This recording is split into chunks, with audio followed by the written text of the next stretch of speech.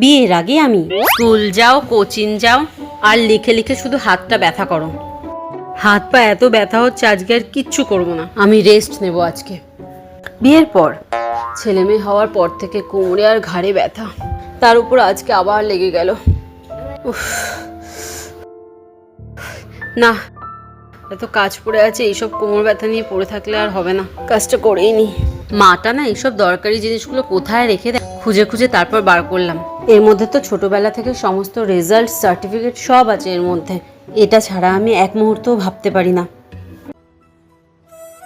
এটা কি সেই আমার সার্টিফিকেটগুলো না? কতদিন পর দেখলাম আমার সব সার্টিফিকেট। এই সার্টিফিকেটগুলো কোনোদিন চোখের আড়াল হতে দিতাম না, অথচ এখন সব কিছু শেষ হয়ে গেছে। কতদিন পর আবার সার্টিফিকেটটা দেখলাম আমি, কিন্তু এখন আর এইগুলোর আমার জীবনে কোনো দাম নেই।